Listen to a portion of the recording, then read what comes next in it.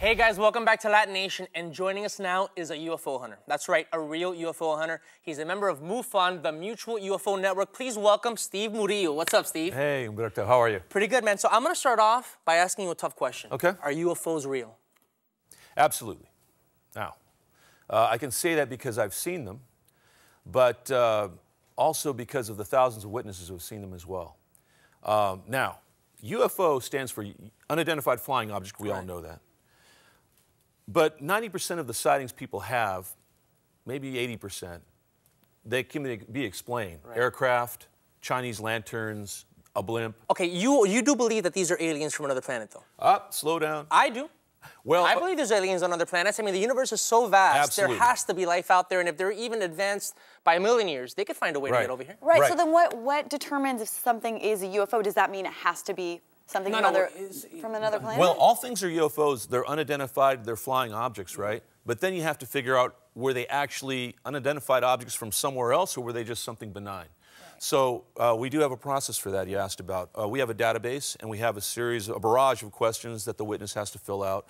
Then we follow up with email, phone calls. We call the multiple witnesses if there are multiple witnesses involved. We go to the site. If there was a landing, if there was an alleged landing, we'll go to the site, look for traces, take things, soil samples, that sort of thing. So we have a whole science, if you will, about measuring the event. We're actually going to show a clip from a show that MUFON was part of, UFOs Over Earth on Discovery Channel. So let's take a clip of this, and then we're going to come back and talk some more. Check this out. Underground is brought to you by Garnier. An estimated 10,000 UFO sightings are reported each year. MUFON, the Mutual UFO Network, chronicles these sightings, but only investigates those they consider credible. The following is an account of one such investigation. It took place over a number of nights, and there are hundreds of witnesses of these strange lights up in the sky. There was television coverage, there was press coverage. The headlines read, you know, Panico, the town panics. Well, tell us about your experience. When was the first time you saw a UFO? Describe it. Okay, first of all, I was a military pilot. I flew jets in the Marine Corps.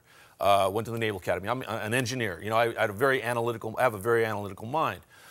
This is 2001. I'm in Manhattan Beach. I live in Manhattan Beach. I'm sitting on the rooftop deck of my house. I'm looking at the ocean. I'm about to have a glass of wine at 9:30 at night. And I'm looking at the ocean, and I see these seagulls. I'm thinking it's at night, and I'm thinking, here comes some seagulls. My mind is making this up, right? Now, why is somebody shining a spotlight on seagulls? Because they're awful bright. And as they're going over my head, I look at them, and I realize they're not seagulls at all. They're not flying, they're not saucer-shaped. What these things were triangular in shape. If you took 3 triangles, put them together at the base, each one was one of these. They were all lit. In other words, each one was light, just something like this, but very, very coherent light. They were in formation, and they flew silently over my head. To my eyes, they were about that large. They flew over my head. I followed them east, from the west to the east. And as they were moving away from me, 3 of them split and just slid across the sky about a mile separation. And then about 2 seconds later, these 2 guys went whoop, and just slid up and joined up, and then they were gone. And I, you know, being a military pilot and having seen these things, I knew they were not an aircraft that we had in our inventory. They didn't move as if they had inertia. They didn't move like they were obeying gravity. They weren't using the air to fly, so to speak. They were just moving through our space.